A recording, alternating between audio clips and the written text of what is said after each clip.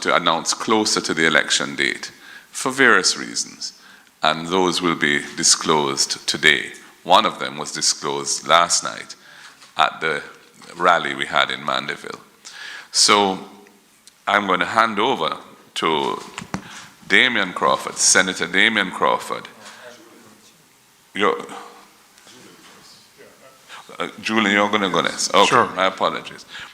Julian will be asked to speak next in the sequence of speakers that we have.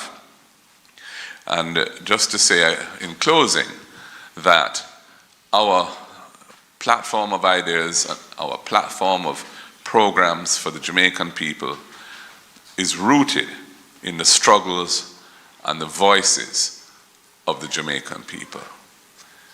Over to you. Thank you very much, Party Leader, and good morning, colleagues, ladies and gentlemen, members of the media, and those who are watching.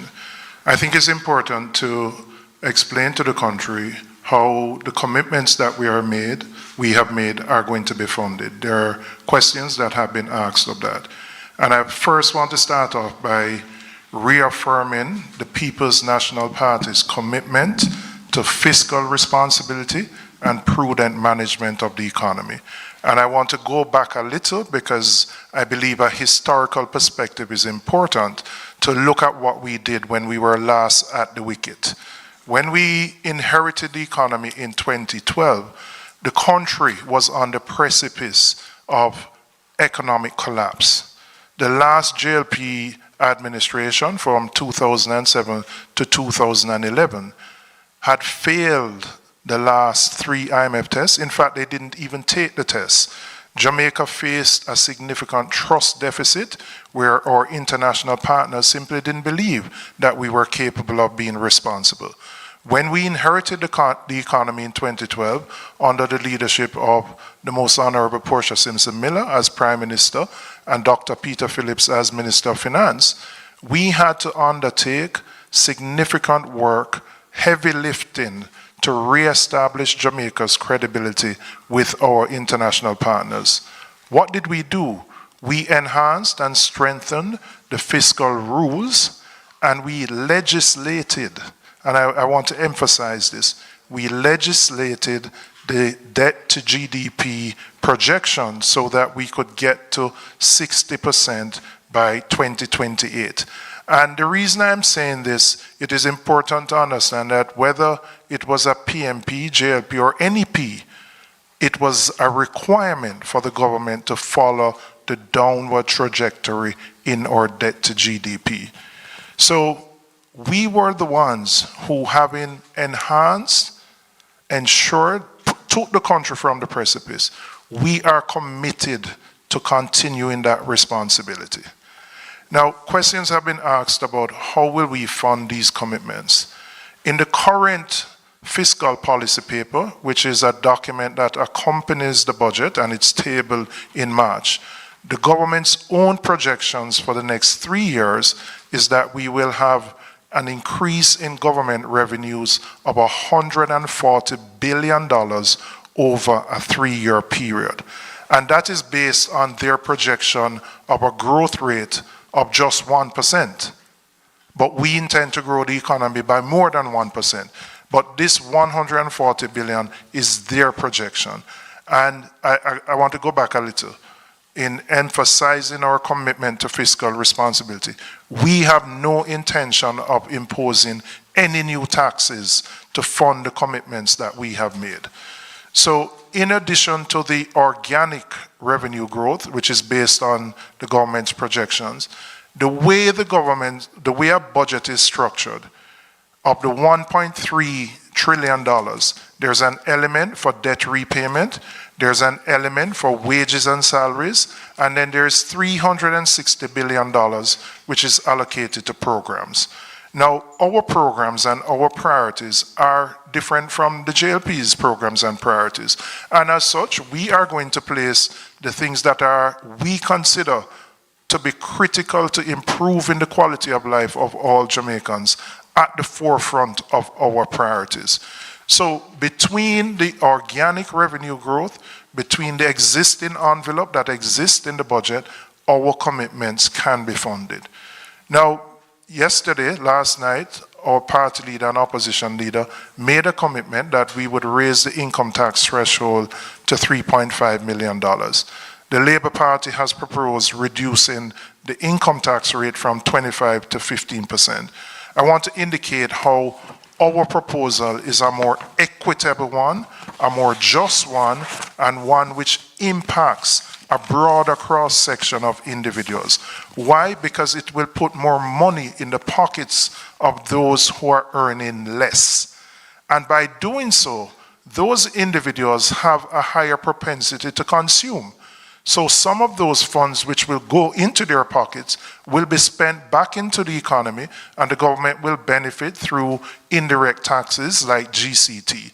So we expect that what we are proposing will in fact help and support the growth that we are projecting for the economy, while being consistent with our principles of equity, fairness, and justice.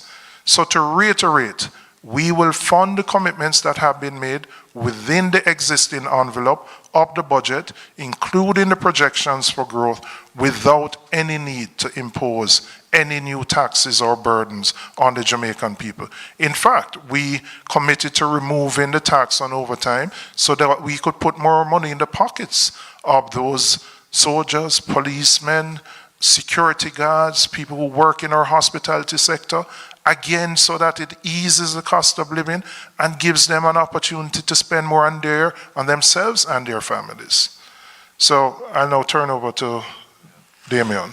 Thank you very much, Julian.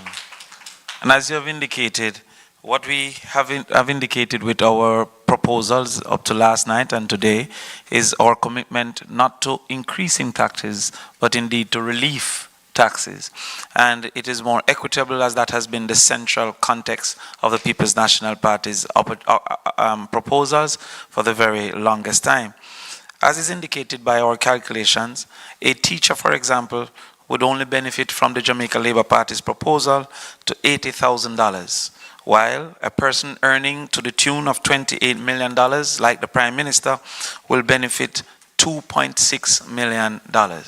Therefore, this reduction from 25 to 15% would once again be disproportionately beneficial to persons like the Prime Minister, as versus in comparison to persons like teachers, policemen, nurses, security guards, and other persons employed under $3.5 million. It is important that we highlight to our teachers that under the People's National Party plan, over 80% of our teachers will pay no taxes and save up to $200,000 per year. That is an important implication moving forward. Additionally, our intent is to move towards growth, as was indicated by the future Minister of Finance, Julian Robinson, and the future Prime Minister of Jamaica, the future Right Honorable Mark Jefferson Golding. Indeed, therefore, we have recognized that there are some individuals who are disposed towards encouraging, engaging, and promoting growth, but they have been faced with the albatross of government debt, high interest, and high taxes over time.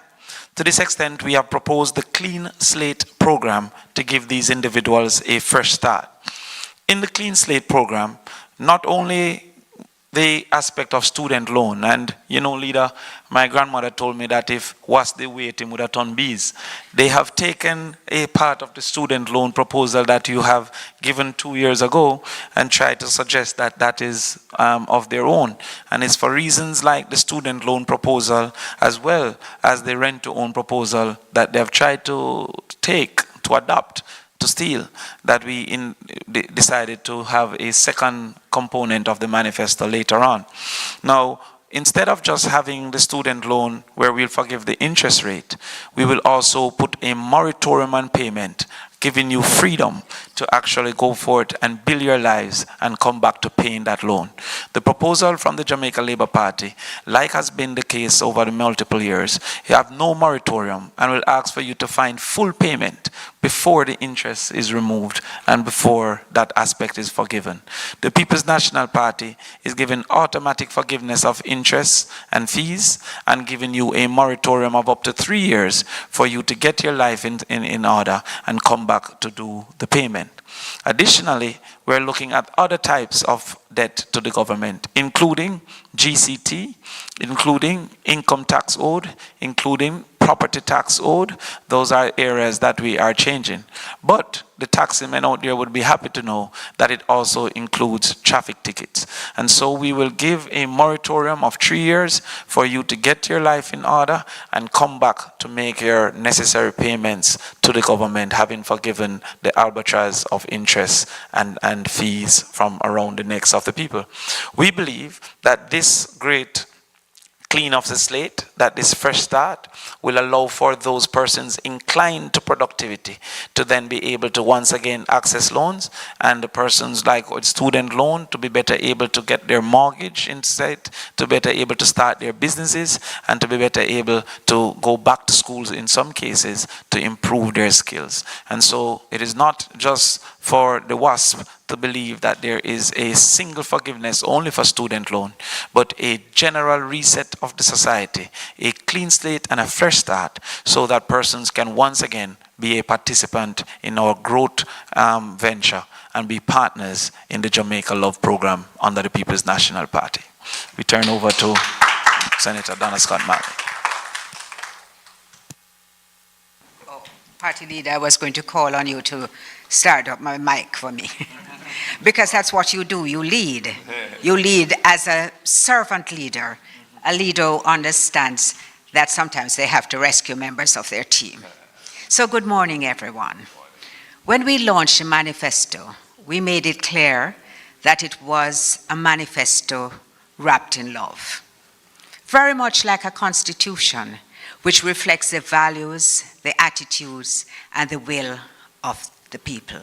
And this morning, when we launch now the People's Guide, it is a guide which will be adhered to by the People's Cabinet.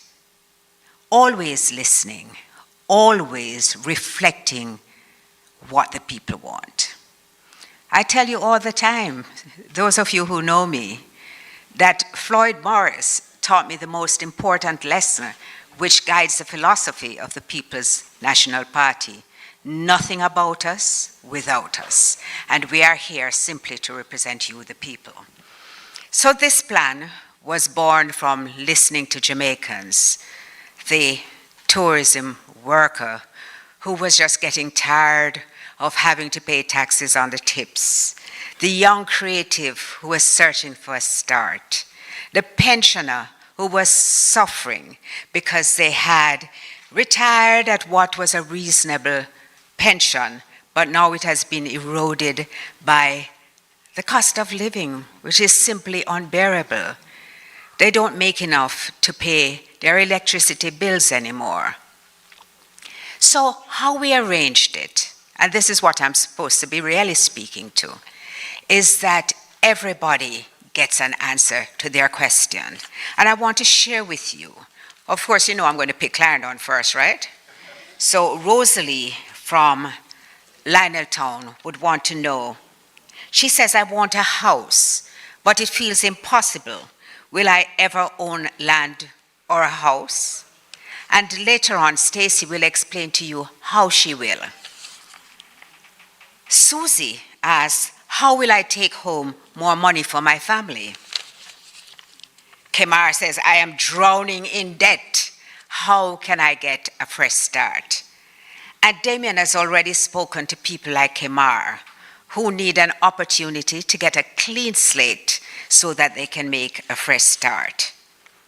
These are the kinds of ways in which we have responded to people and which we commit we will always respond to people. So our constitution, our guide, is this document for the people. I will ask Stacey to elaborate on what has excited, obviously, the entire country, because the Jamaica Labour Party spent a considerable amount of time using it as though it was their own idea last night. Thank you, Donna. Morning, everyone. I'm going to be speaking to land, housing, and ownership. I need a roof over my head. The words of the mighty diamonds. Those words apply to every Jamaican. In fact, every human. But it's our responsibility to make sure that Jamaican people have access to suitable housing, land ownership. Equity and equality aren't the same thing. Equality means that you give the same thing to everybody, but equity demands that those who need a boost have that boost available to them so that we can all have similar outcomes.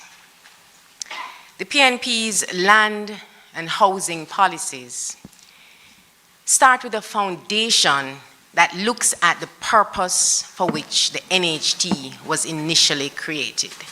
We will ensure that the NHT is focused on its original purpose and that the drawdown of $11.4 billion that takes place every year stops.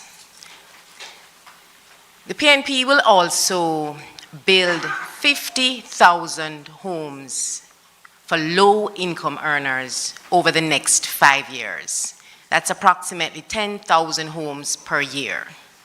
And just to put that into context, the housing deficit right now stands at 190,000 units. So we are aware that the 50,000 isn't the end of housing needs, but it's certainly far more than approximately 15,000 that have been over 9 years. The JLP had promised to build 70,000 homes in 2020, and they have failed to deliver on that promise. When we see, as Jamaicans say, one house being given out, that would take us hundreds of years to ever get to where we need to get to. One of our policies is attractive, especially to people like Kedisha, my nail tech, who works in the informal sector and cannot necessarily qualify easily for a mortgage. But the rent-to-own program will allow Kedisha to pay rent for 6 months, and the rent that she has paid will allow her to qualify, to prove her income qualifies her for the mortgage. And part of that 6-month rental can go towards the deposit. But I'm going to speak now to Ashley, because if she's not doing the rent to own, how will she find the deposit? And so the Young Owners Deposit Fund, $1 billion per year, will be available for $500,000 for each young person up to age 45 years who is an NHT contributor. That will go towards their deposit. So deposit is usually hard to find. You'll get $500,000 boost on that. Because as we said, equity demands that not everybody gets the same thing. And so persons with disabilities will benefit from reduced interest rates. And as a reward to our public sector workers, they too will benefit from reduced interest rates. And for the public sector workers, a 3-month grace period.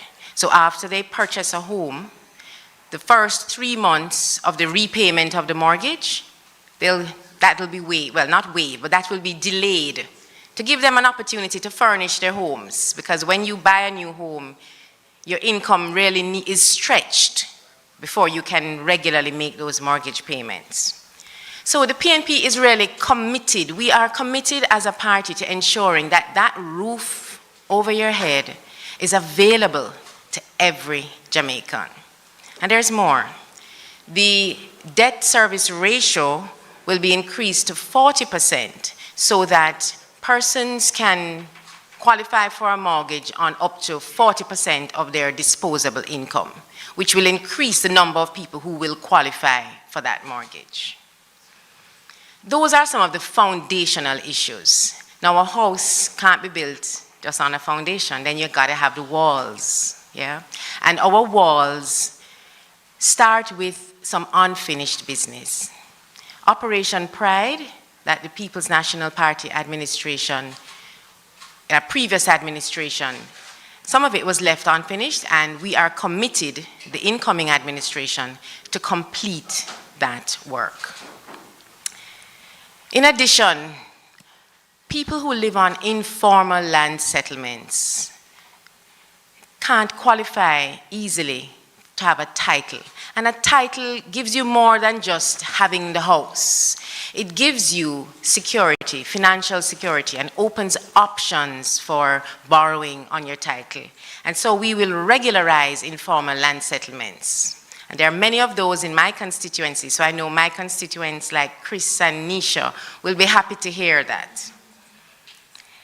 The Portia Initiative, it is the program for the organized renewal of and transformation of infrastructure in all areas. That initiative, named after our beloved leader, of course, that looks at improving infrastructure renewal and urban upgrading, things like sidewalks, parks. I don't like to call them green spaces, I prefer the word parks, drainage, and such, and removal of zinc fences and replacing those with concrete walls. These things instill pride in our people. Also, for persons with disabilities, there will be a commitment that 20%, up to 20% of houses built by the Housing Association of Jamaica will be available to persons with disabilities.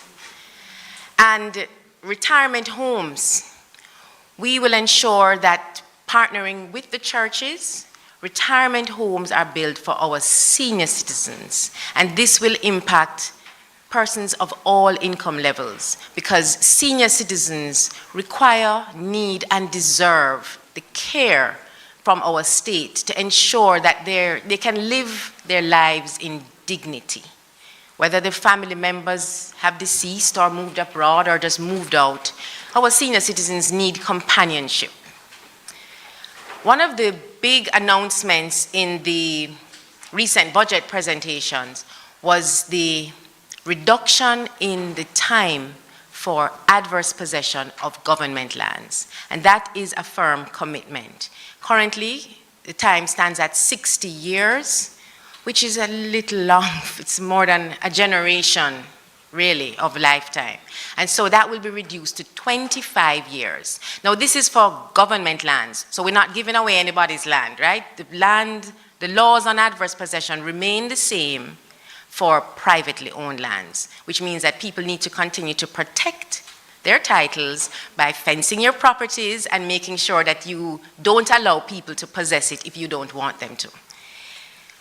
Basically, the People's National Party's commitment to home ownership and putting that roof over people's head means that we are continuing our long legacy of building houses for people.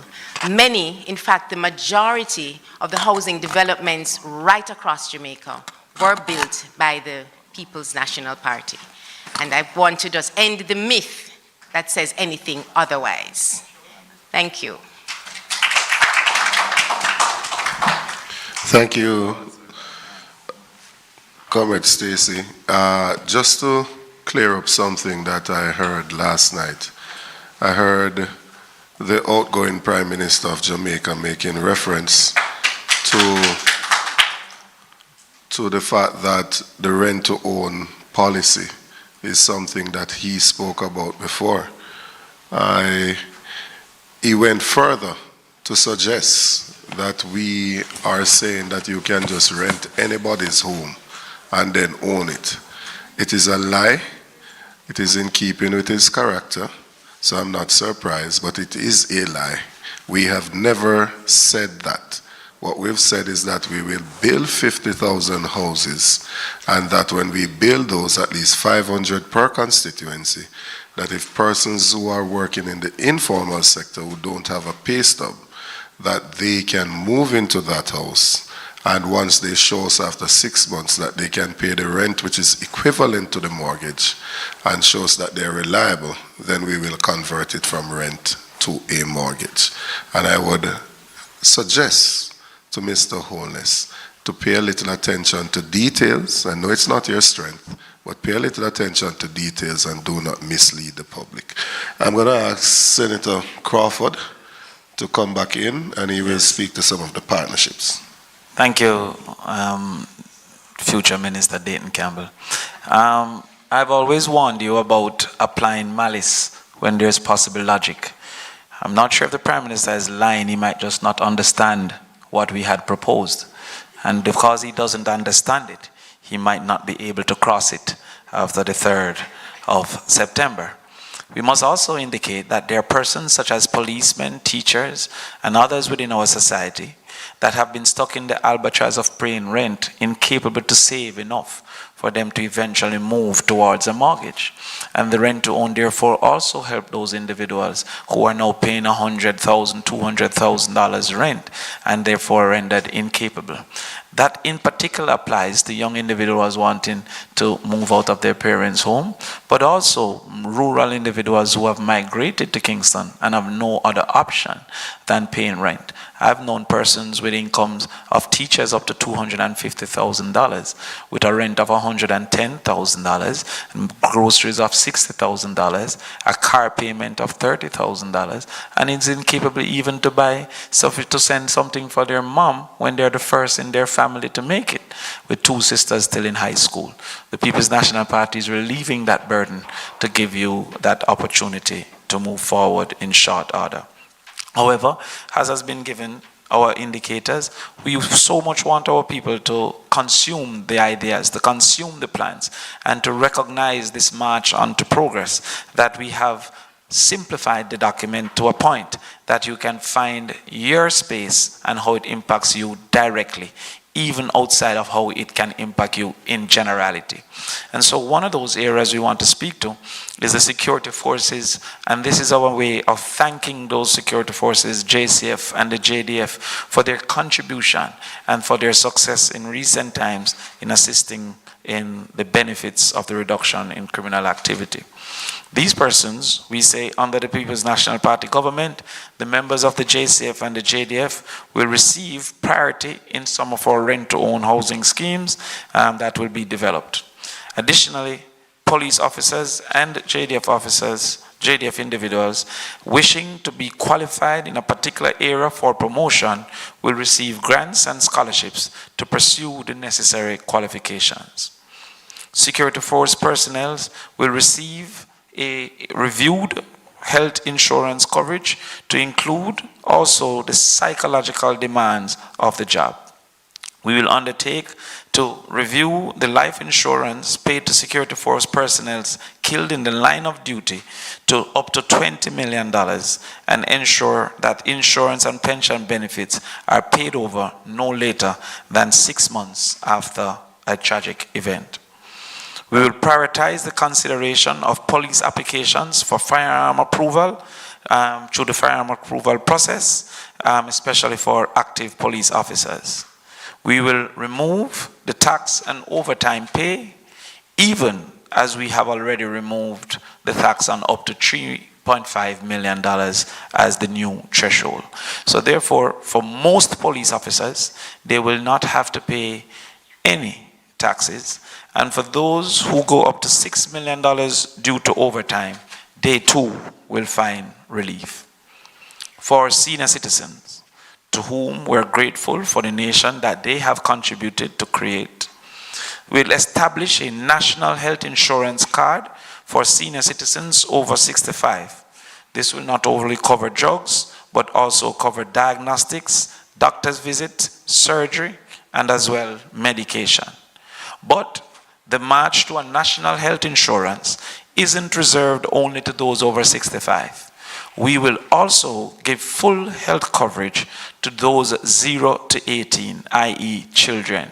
So children 0 to 18 will be covered with a health card that will cover diagnostics, doctor's visits, medication, surgery, hospital stay, as well as certain autistic interventions and disability interventions moving forward. For the senior citizens, we will focus on the mobilization of senior citizens with skills and expertise to help drive national development at the community level through the National Seniors Service located within the National Institute of Volunteerism. We remove the wait for pension payments by starting payments at the age of 65 on your 65th birthday. Now we'll move to taxi operators. Knowing the perils of the deteriorating roads, and also knowing that taxi and private operators, bus operators, are an essential service, transporting more than 75% of Jamaicans to healthcare, to work, to school, and to other activities. We will reduce the transport authority fee to $1,000. So the transport authority fee will be reduced so that you can have some free up space, some money available to fix those front ends caused by the very bad roads that the government have allowed through their deterioration. We reduce that fee to $1,000, and this in particular was encouraged by future Prime Minister Mark Golding after the meeting with the taxi operators. But additionally, there will be a special loan fund with low interest rate to create cash flow on parts and services for taxi operators to borrow through credit unions and utilize to ensure roadworthiness of their vehicles. The People's National Party will set up police presence as far as is possible in all major bus terminals, but also have a transportation response unit with a special distress signals for taxis to ensure their safety.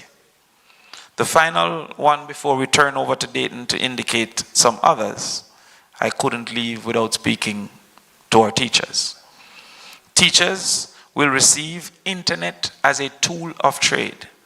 We know that you can't say power without say knowledge, because knowledge is power, and the People's National Party is committed to improving knowledge through access to information.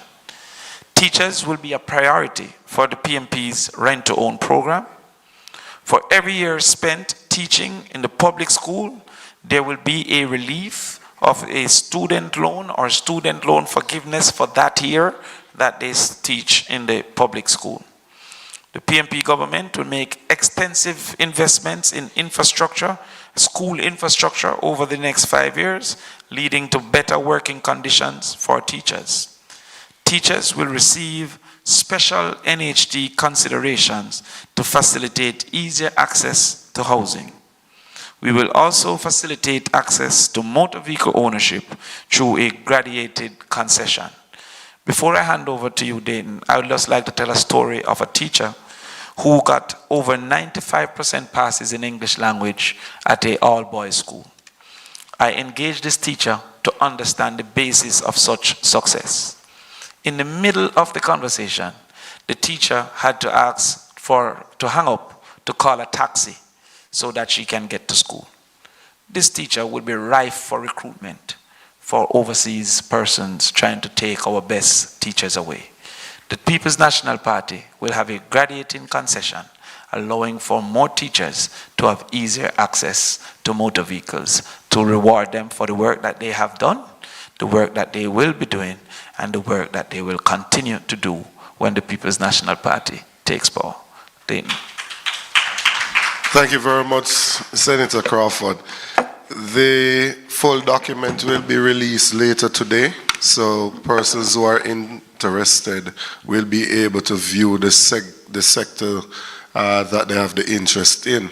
We have several other love partners, including faith-based organization. We believe that the church plays a critical role in the ordering of the society to be peaceful, to have proper values and morals, and as such we are supportive of the faith-based organization, and a fund will be put in place that they can use to do their activities. The story has been told that everything is well in Jamaica by the other side. As you go out there and you interact with people, you get the different side to the coin, the next side to the coin, that much more can be done. People are hopeful. They're looking forward to a better quality of life, and that is what we're offering them here today. We're going to take a few questions, if there are any. I know it was pellucid, so there may not be any questions, but if there are any questions, we will take those. And then after that, we will have a wrap-up from the leader of the party.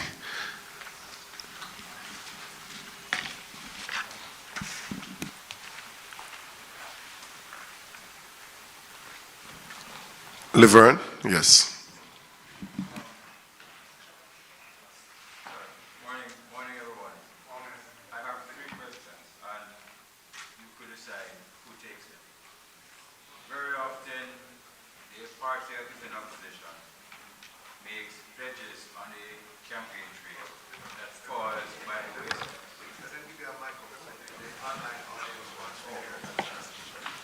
At your service, sir. Yes, very often the party in opposition makes pledges on the campaign trail that fall by the wayside as soon as they take office.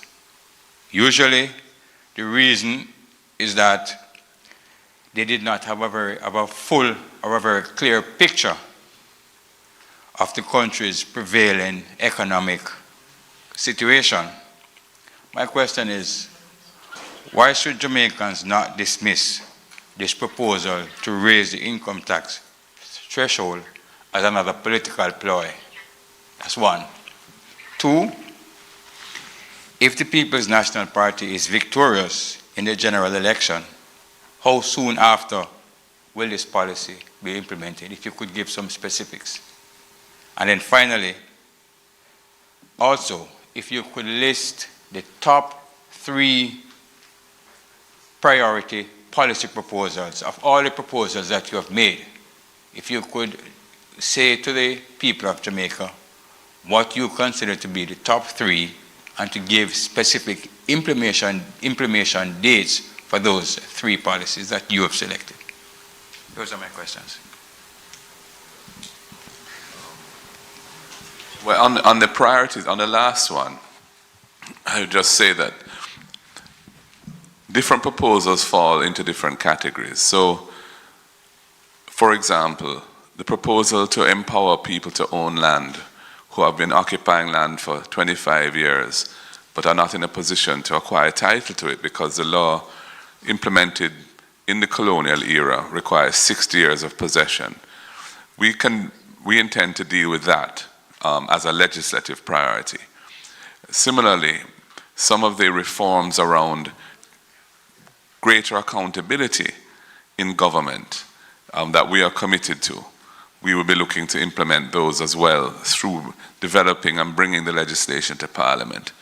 On the other hand, there are programmatic things like the subsidy for school feeding, which we call the EASE program. That's a vital thing for us. There is the RIDE program, which is a subsidy for children who are struggling to attend school 5 days a week, where we're providing a transportation subsidy for up to 20,000 people. And of course, the First in Family Scholarship Program, which we are committed to ensuring that the first person in the household, if they are the first ones to have applied to and qualified or are attending university or college, they can get a full scholarship. So those things which are programmatic and require expenditure, those would be 3 priorities for us. But I think you have to differentiate between those things which are priorities because they involve reforms which don't necessarily involve expenditure changes, and those which are of a programmatic nature, which will require expenditure changes. And I've outlined for you what I regard as our priorities. In terms of the first question, which is the propensity of oppositions to promise things which cannot be delivered, one thing I would say to you is that because of the reforms that were implemented when we were last in government to bring greater transparency to the public financial affairs of the country, the information available to the opposition is better than it has been in years gone by. So, for example, the fiscal policy paper, which is tabled as one of the budget documents, and there's also an interim one that's tabled in September each year to because some of the numbers in March are not final numbers for the previous year's budget. So a supplementary one, an interim one, is published in September each year, is full of very critical information on the economy and on the public finances, including projections as to future revenues, but also a vast array of other things. Similarly, there's information on tax expenditures, which are a technical word meaning waivers and other discretionary relief of taxes and the cost of that to the public purse, and the medium-term debt management strategy of the government, which looks forward and says, what are we going to do to manage our debt as best we can? So those are all mandatory documents that have to be tabled with the budget each year, and in September in the case of the interim fiscal policy paper. So that enables an opposition to have a fairly good idea of what is possible fiscally in terms of what we can do. Having said that, we know that when we come into government, there will be many things that were not disclosed publicly and which we will have to deal with. That is the reality of when there's a change of government. And we know, for example, that right now there are unsettled claims from the public sector workers which have to be addressed. They've been offered 0%, which is not really an offer at all. And there are various anomalies in the public sector transformation of their compensation, which we are committed to working with the public sector unions and the representatives of the public sector workers to resolving those anomalies. But there may be many other things that we are not fully aware, claims from contractors in respect of things that have gone wrong on projects and so on. There are a number of things that we would not be privy to and which we would have to adjust when we form government. But the overall lay of the land, we have a much better picture, I would say, than would have been the case, say, 20 years ago or 30 years ago. Julian, if you want to talk to you can answer the other question you had about the timing of our implementation. Yeah, well, we're currently in the middle of a budget year, and I would say the new fiscal year would start April 1st, and so the commitments that have been made would commence certainly in relation to the tax threshold at that time. We may make adjustments, and we may have to do supplementary budgets in terms of how you move expenditures within the current band, as has been done in the past. So if you're moving monies from one ministry to another, you're required to do a supplementary budget. So that, again, is a decision that we would make once we get in. But that is a possibility because, as I've said, our priorities and the programs are certainly different from what exists with the current government. I wanted to add one point, which I think is very important, because a false impression has been deliberately sowed by the government that we will discontinue all existing government programs and policies. That's absolute nonsense. We recognize that in the $360 billion envelope for programs, there's a vast array of programs. Some of them are long-standing and fundamental, such as the PATH program, which was started by the People's National Party and provides support for vulnerable children and vulnerable citizens. And we would never do anything to reduce that. In fact, to the contrary, we're trying to bolster that by some of the other areas which need similar support, such as the Ease and the Ride programs that we've come up with. On the other hand, there are many other programs which represent a decision of the government of the day to pursue a particular policy initiative, which we may defer, for example, if we don't anticipate that it would have a negative impact on the quality of life of the Jamaican people. We will not be doing anything that would have a negative impact on the quality of life of the Jamaican people. So we will be working within the envelope of the budget, but we will be adjusting those things that we don't think need to be brought forward so we can bring forward the things that we think are essential for making life better for the people of Jamaica at this time. Thank you. We should also remind the public that issues like the drill have indicated that the Jamaica Labour Party is engaged in general overspending and over-invoicing. Cornwall Regional will be an excellent example that has moved from 2 to 22 billion. We have no intention to be so wasteful in government as they were. And so we will seek those wastes and ensure that it is properly directed to the people. Yeah, absolutely. That's a critical point. Public resources are being wasted in large amounts by this government through corruption, through distortions in the procurement system, and through the inefficient and negligent management of major projects. The Cornwall Regional is an example of that, where a project which was originally to be finished within a short space of time and for $2 billion expenditure has now gone over 20 billion. I think it's 24 billion is the nearest number, with no accountability for that delay, and with the hospital still not open to receive patients in terms of the refurbished parts of it. Similarly, the drill, which is just symptomatic of what is going on in that ministry. I'm sure if we go in there, we're going to find many other things, where things which are available in the marketplace for one price are being bought by the government from contractors in which members close to the government have financial interests for multiples of the market price, depriving the people of Jamaica of resources for critical things. In the health sector, it's CAT scan. There's no CAT scan machine at Bustamante Children's Hospital, the main largest children's hospital in the Caribbean. And it is that type of scandalous behavior which is ripping off the people of Jamaica and making our lives much harder than they should be. And I just want to make one additional point, if I may, on this tax proposal that they have come up with. Now, if you reduce the income tax rate from 25 to 15, it means that somebody who's earning $30 to $40 million of income and who's paying $10 million of tax is going to end up paying $4 million less tax that the people of Jamaica need to fund the programs to support the society. Our program, and our proposal, which is to increase the threshold, means that the people who need it most, everyone will benefit who pays income tax now, including the man earning 30 to 40 million, but his benefit or her benefit will be no greater than the benefit that the teacher, that the benefit that the police officer, that the benefit that the nurse is getting, which is 100% relief on their first $3.5 million of income.